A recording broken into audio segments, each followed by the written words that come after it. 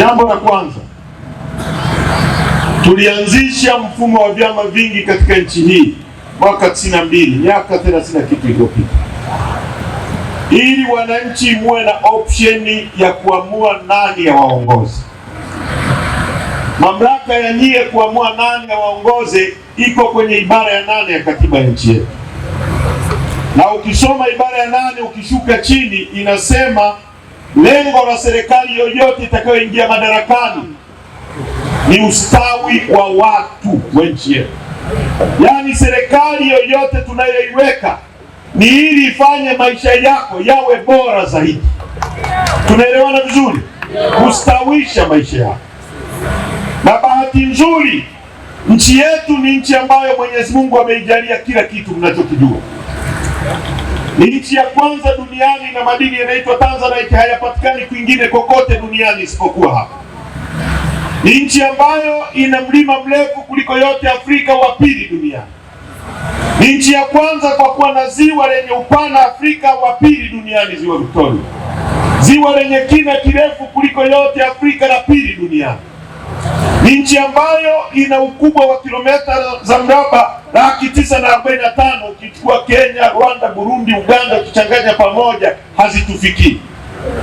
Sisi tuna mlango wa bahari, mnajua jirani zenu Malawi hawana mlango wa bahari. Ili wapitishe greda wanayonunua kutoka Ulaya iende kwao ikalime barabara, itapita kwenye maji yetu ya bure Mungu ametupa, sisi tutaingiza fedha. Ni nchi ambayo ina dhahabu, kianzia kule kwetu Tarime ni dhahabu, ukienda Geita ni dhahabu, ukienda Kahama ni dhahabu, ukienda Ushirombo ni dhahabu, ukienda Mbogwe ni dhahabu, ukija Chunya ni dhahabu, ukienda Singida ni dhahabu. Ni nchi ya 3 kwa kuwa na dhahabu nyingi dunia, Afrika na dunia nzima. Na leo kilo ya dhahabu ni shilingi 255 kwa gramu. Nikisema gramu ni kama ukichukua ule wembe ukiuvunja katikati, kale kamoja ndio gramu moja. Tani na tani za dhahabu zinatoka katika nchi yetu kila siku ya Mungu, zinasafirishwa kwenda Ulaya. Nchi hii ina chuma ambacho tukiamua kukichimba tutatumia miaka 100 kwa kukitumia.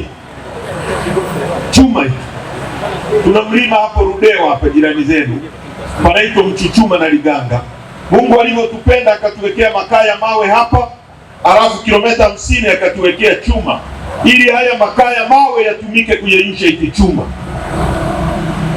Wakati wanaanza kujenga bwawa la Mwalimu Nyerere, niliwashauri bungeni, nilikuwa waziri kivuli wa nishati na madini, nikamwambia Rais Magufuli wakati huo kwamba kabla hujaanza kujenga bwawa la Mwalimu Nyerere, chimba kwanza chuma chako, jenga kiwanda chako, kitaajiri wa Tanzania 60,000 direct employee.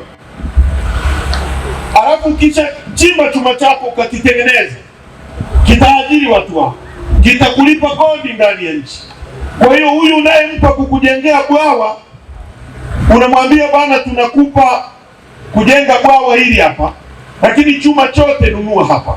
Kwa hiyo ukimlipa pesa kwa mkono huu, unaichukua kwa mkono huu, inabaki ndani ya nchi yako, ikujengee ajira kwa watu wako, ikujengee uchumi wa nchi yako, uajiri watu zaidi, kwa sababu pesa hiyo itazunguka ndani ya nchi. Kijana ambaye angelipwa pale kufanya kazi kiwandani angetaka kujenga nyumba, fedha ingetoka kiwandani ingeingia kwa kijana Mtanzania. Akijenga nyumba, fundi Mtanzania atapata pesa. Yule fundi akipata pesa atanunua mboga kwako, wewe utapata pesa, utamwagiza bodaboda akuletee mboga nyingine. Yule bodaboda atanunua mafuta kwenye kituo cha mtu mwenye mafuta. Yule ataajiri mlinzi atapata pesa, atakunywa chai kwenye mgahawa, pesa itazunguka miongoni mwetu. Hizo wakazichukua wanazipeleka nje ya nchi. Hawakutusikiliza. Leo tunaagiza chuma cha dola za Kimarekani bilioni 1.2 ambazo ni trilioni 3. Kiwanda chetu tulihitaji trilioni 7 kukijenga. Mwaka huu tumeagiza chuma cha trilioni 3, mwaka jana trilioni 3, mwaka mwingine ule labda trilioni 4. Kwa hiyo kwa miaka mitatu tumeagiza chuma cha trilioni 10, wakati tungejenga kiwanda cha trilioni 7.8 tukachimba miaka 100. Miaka 100 kiwanda chetu kipo kinawapa ajira, na fedha zote hizi tunazotoa nje zingebaki huko, zingetengeneza ajira kwa vijana. Ndio maana tuna rasilimali, watu wetu ni maskini kwa sababu watu walioko madarakani wana uwezo. Leo mchele bora wa dunia hii unatoka Chunya, unatoka kwenu hapa Kyela. Si nyinyi ni wakulima wa mchele? Si watu wanalima mpunga hapa? Watu wa Kyela wanachohitaji ni uchukue maji, si ziwa Nyasa liko hapa, uwapelekee kwenye mashamba yao. Ukishawapelekea kwenye mashamba yao, mkulima wa Kyela hata subiri msimu wa mvua ndio alime. Baada ya siku 90, mpunga ni siku 90, uongo kweli? Atakata mpunga wake kwa sababu kuna maji, atapanda tena. Tena baada ya siku 90 atakata, atapanda tena. Tena baada ya siku 90 atakata, atapanda tena. Kwa hiyo huyu mtu utakuwa umempa faida ya kulima mara 3 au mara 4 kama unavyolima watu wa Pakistan. Leo hamna hiyo kwa sababu hamna maji, mnasubiri msimu wa mvua na maji yako hapa. Nchi ya asali na maziwa, watu wake ni maskini kwa sababu ya viongozi. Tukiyasema haya, wanakimbia na makamera, wanaturekodi, wamejaa kwenye mikutano. Imegeuka kazi ya usalama wa taifa kumfuatilia Heche, kufuatilia Lissu. Wanatufungulia kesi za uhaini, wanataka kututisha.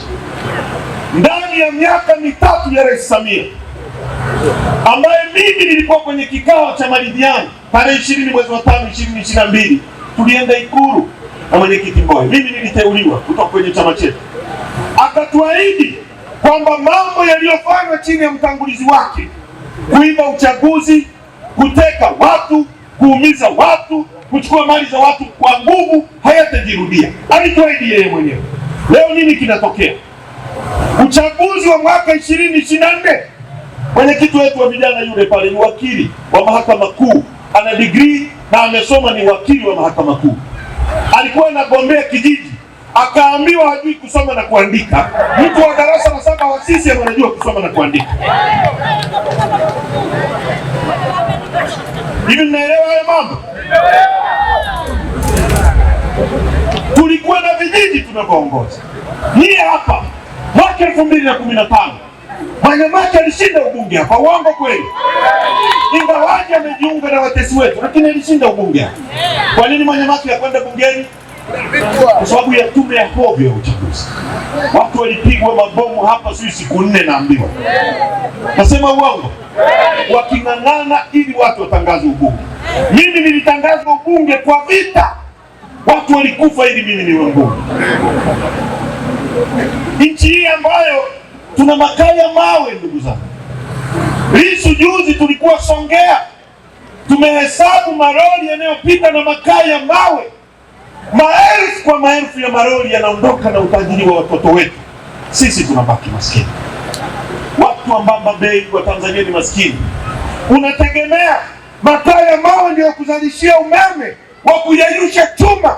Nchi yoyote duniani iliyoendelea lazima iwe na basic industries, lazima iwe na viwanda vya kawaida.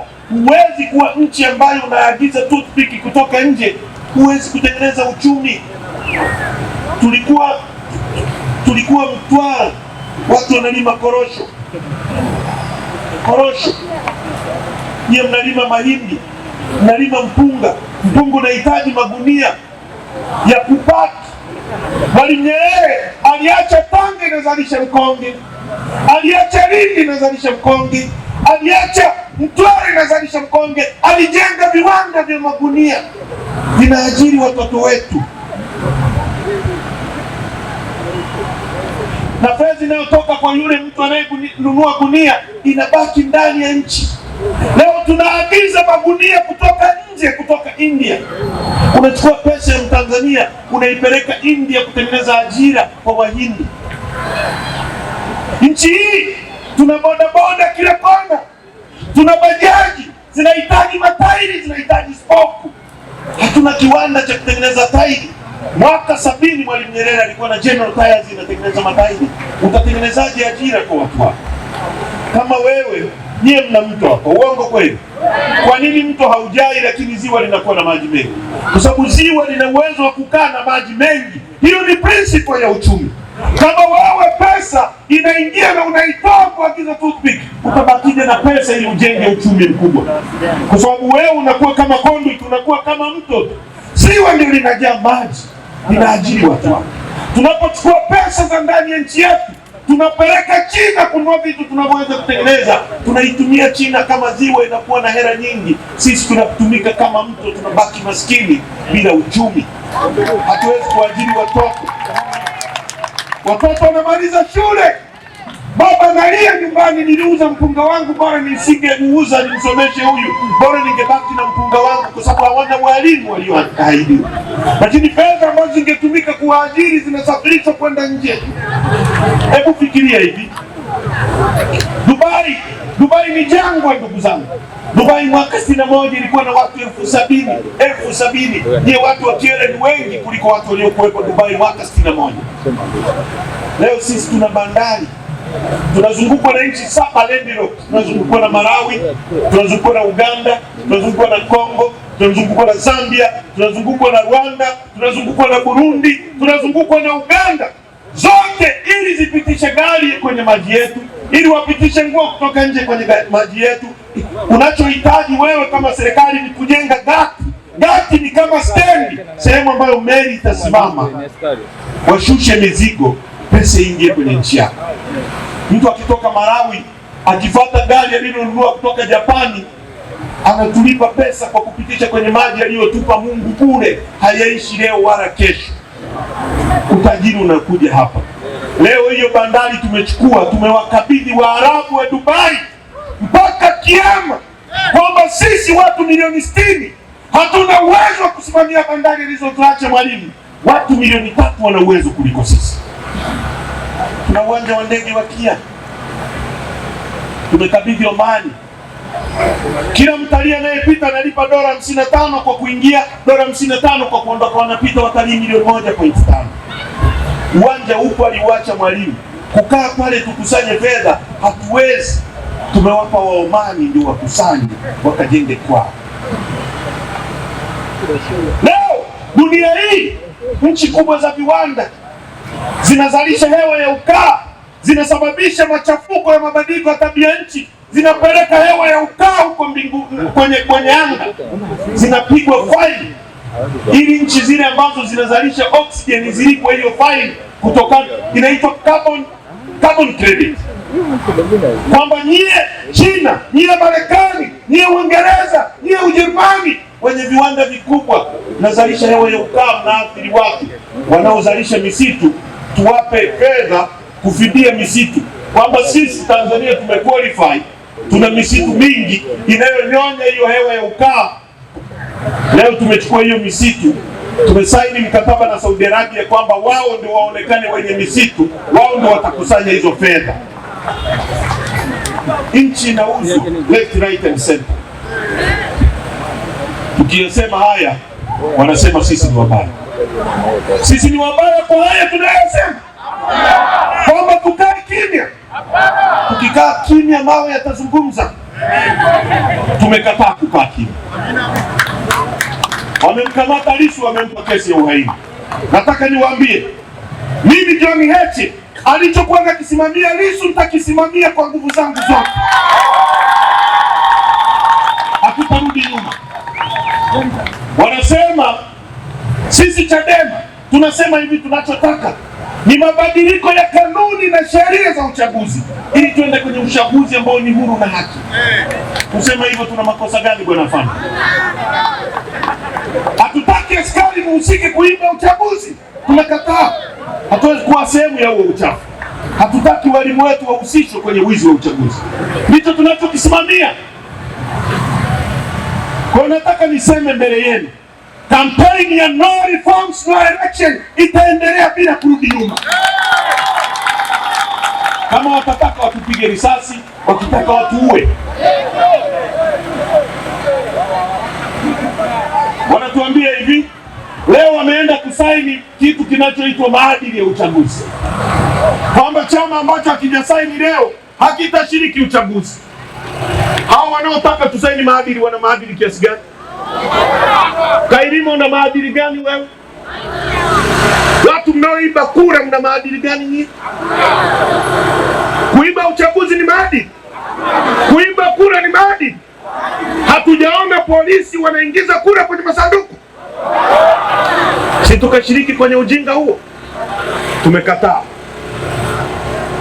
Sawa sawa ndugu zangu, tunasimamia pale pale. Sisi hatuogopi uchaguzi. Afande, mimi nimeanza kugombea ubunge, niko mwaka wa pili chuo kikuu, na nimekuwa mbunge, najua utamu wa bunge. Hakuna mtu anaweza kuniambia mimi naogopa uchaguzi. Mimi siogopi uchaguzi. Kuna mtu anaweza kunishinda mimi ubunge kwenye free and fair election Tarime pale? Wasubutu. Wana uwezo huo? Hii mashine ni ya kuotea mbali kabisa. Wana hoja za kujibu mambo naweza kusema mimi. Hiki ni kichwa kimelelewa vizuri, kimesoma vizuri, kina akili. Hiki ni kichwa kinaangalia miaka 100 nchi yetu itakuwaje. Sisi hatutakuwepo. Tunataka watoto wetu warithi nchi ambayo ni asali na maziwa. Watu wetu wanaishi kwenye umaskini wa kutengeneza na viongozi wa bovu. Vijana mnaishi kwa kufanya betting katika nchi ambayo mlipaswa nyie mwe mna enjoy dunia. Dunia nyingine, unaenda nchi kama Norway, watu wake wanapewa child support. Wanapewa support na serikali, wasiokuwa na kazi kila mwezi wanaingiziwa hela. Sisi tuna gesi futi za ujazo trilioni 54.5, watu wetu ni maskini. Bob Marley anasema kwenye wimbo wake wa Rattles, in abundance of water a fool thirsty.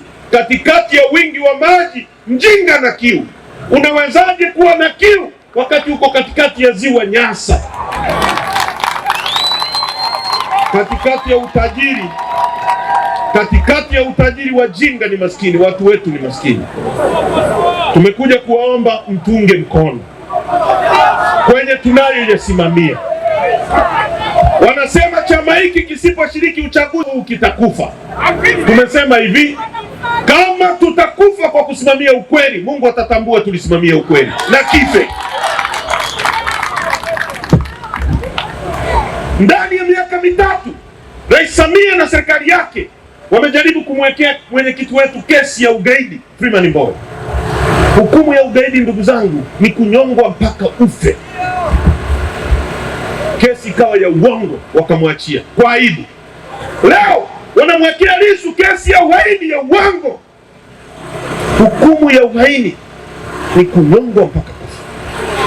Lissu aliyepigwa risasi 16, Mungu akamwokoa. Wanataka kumuua kwa kesi ya uhaini. Hawa watu ni wabaya kuliko wakoloni.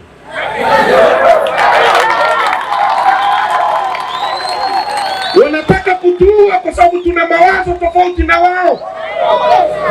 Sisi tunataka kushindana kwa hoja. Hatuna bunduki. Hatutaki kupindua nchi hii. Tunataka uchaguzi huru na haki. Hawa watu wanaoiba uchaguzi ndio wahaini, kwa sababu wanapindua mawazo ya wananchi ambayo wamepewa nguvu hiyo kwa mujibu wa ibara ya 8 ya katiba ya nchi yetu. Hao ndio wahaini. Sisi sio wahaini. Mwalimu Nyerere alisema tuasi dhidi ya mifumo miovu na kandamizi inayoumiza maisha yetu, na sisi hatutakubali kuwa sehemu ya uchafu wa nchi hii ambao unasimamiwa na jeshi la polisi na vyombo vingine vya dola. Tumekuja kwenu kuwaomba muunge chama hiki mkono, msimame na chama hiki, mkitetee katika wakati mgumu na katika wakati wa raha. Tutapashiwishwi na wasifikiri tutarudi nyuma. Hakuna kurudi nyuma. Tuna karatasi zinaitwa petition. Karatasi zinaitwa petition. Madai kila Mtanzania, hata kama ni askari, anayepinga na nature ya binadamu. Binadamu sio mtu wa maonevu. Binadamu anakuwa muonevu pale anapowekwa kwenye mfumo na ukubali uonevu, impunity. Binadamu hapendi uonevu. Ndio maana ukiona mtu anapigwa utaumia. That's nature.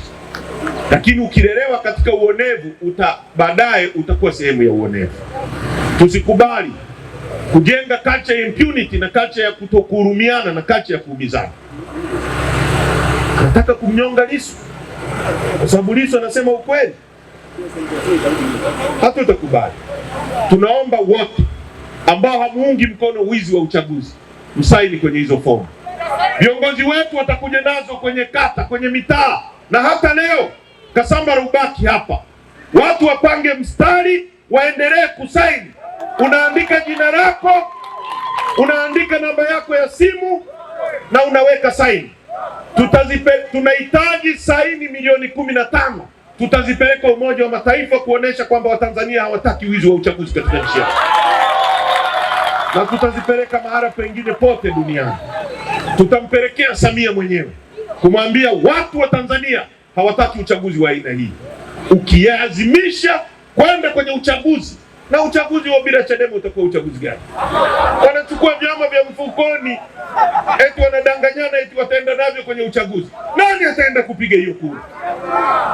Mtaenda kushiriki uchafu bila chama chenu. Watanzania kuna atakaye haribu muda wake kwenda kupanga mstari. Leo katiba ya nchi yetu ibara ya 27(2) inasema ni wajibu wetu kulinda rasilimali za nchi, kulinda mali za nchi yetu. Unachukua bilioni 500 unazipeleka kwenye uchaguzi ambao umeshaamua nani awe rais. Kwa nini mnaenda kufanya huo uchaguzi? Kwa nini msichukue hizo pesa mkawaletea wananchi matrekta, mkawaletea maji, mkawaletea nini, walime fedha, wapate fedha mfukoni kuliko mnavyoenda kuziharibu? Kwa nini mjitangaze halafu mkishajitangaza hizo fedha pelekeni kwenye mambo mengine ya wananchi? Tunaelewana watu wa Kyela?